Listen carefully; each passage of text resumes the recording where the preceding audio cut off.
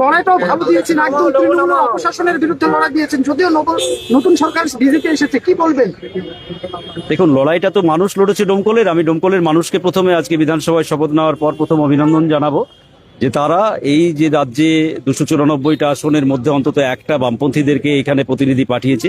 ডোমকলের মানুষকে আমি হার্দিক অভিনন্দন জানাবো পার্টির পক্ষ থেকে এবং আমার পক্ষ থেকে।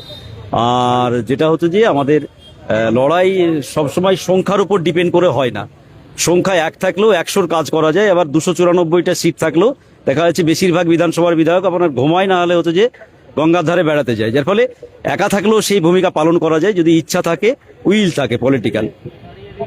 এখনো বিধায়ক হওয়ার পরে কখনো মাঠে, কখনো চায়ের আড্ডায়, বিভিন্ন জায়গায় জনসংযোগ করতে দেখা যাচ্ছে, তাহলে কি মানুষের কাজ শুনে সেই কথা বিধানসভায় তুলে ধরবেন মনে করছেন? অবভিয়াসলি আমি ছিলাম কোথায় বিধায়ক হওয়ার আগে? বিধায়ক মানে আমাকে দায়িত্ব বেড়েছে, আমার মাঠের কাজ তো করতে হবে। আমার যেটা আমি আবাদ করি, তো আবাদে আমাকে যেতে হবে না? আমি যে এটা বিধায়ক হওয়ার পর কি আমাকে আকাশ থেকে খেতে দিবে নাকি? তো যার ফলে সেগুলো তো হবেই। স্বাভাবিক জীবনযাপনটাই তো আমাদের কমিউনিস্টদের এটাই ধারা। সেখান থেকে বিচ্যুত হওয়া মানে আপনি উল্টো হন। আর বারবার বলছেন 1 থেকে 100 হবো এবার আমরা। দেশব্যাপী নিটের প্রশ্নপত্র ফাঁস হয়েছে, পরীক্ষা বাতিল হয়েছে, আর লক্ষ লক্ষ ছেলেমেয়ের ভবিষ্যৎ প্রশ্ন। দেখুন, আমাদের রাজ্যে যেভাবে শিক্ষা ব্যবস্থাটাকে গত 15 বছর ধরে ধ্বংস করেছে তৃণমূল কংগ্রেস মমতা ব্যানার্জির নেতৃত্বে, একই রকম ভাবে নরেন্দ্র মোদীর নেতৃত্বে গোটা দেশ জুড়ে শিক্ষার উপর বিভিন্ন ধরনের আক্রমণ নামিয়ে আনার চেষ্টা করা হচ্ছে। এইটা একটা বড় ধরনের করাপশন।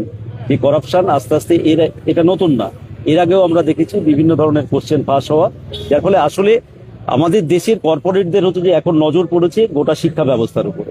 যার ফলে কর্পোরেট যখন নজর পড়ে, আর যদি কর্পোরেটের কর্পোরেট সরকার হয়, তাহলে শিক্ষা ব্যবস্থাটাকে লাটে তোলার যা যা করা দরকার সেটা করছে একদিকে নরেন্দ্র মোদী বসে। সেই কাজটাই হচ্ছে যে গোটা দেশের ক্ষেত্রে হচ্ছে যে করা হচ্ছে। নিটের প্রশ্নপত্র ফাঁস এটা নতুন কোনো ব্যাপার না। আসলে শিক্ষা ব্যবস্থা যেটা সরকারি আছে সেইটা সম্পর্কে মানুষের যে বিশ্বাস, ভরসা, সেইটাকে আগে গুলিয়ে দাও বা হচ্ছে যে করে দাও, এটা তারই চক্রান্ত। দাদা, আপনাদের বামেদের ছাত্র সংগঠনের দাবি ছিল বন্ধ প্রাইমারি স্কুল খোলবার। আপনি বিধায়ক হিসেবে ভিতরে ঢুকে বন্ধ প্রাইমারি স্কুল খোলবার জন্য কতটা কথা বলবেন বা কি ভাবছেন? অবশ্যই আমি সব সেক্টর নিয়েই কথা বলতে হবে আমাকে, যেহেতু সবেধন নীলমণি একটাই আমি। তাহলে শিক্ষা, স্বাস্থ্য সবকিছু নিয়েই বলবো। শিক্ষাটা তার মধ্যে প্রায়োরিটি থাকবে। শিক্ষা স্বাস্থ্য তো আমাদের বেসিক নিডস, এটা মানুষের। যার ফলে এগুলো নিয়ে তো বিধানসভায় আলোচনা হওয়াটাই স্বাভাবিক। এটা গত 5 বছরে হয়েছে কিনা আমি জানি না, তবে এবার হবে, যেহেতু বামপন্থীদের একজন থাকলেও সেই বিষয়গুলো উঠবে। আপনার সঙ্গে তো নওশাদ সিদ্দিকী আছে। হ্যাঁ, অবশ্যই নওশাদ সিদ্দিকী আছে। নওশাদ ভাইয়ের আরো 5 বছরের এক্সপিরিয়েন্স আছে। দুজনে মিলেই লড়াই হবে।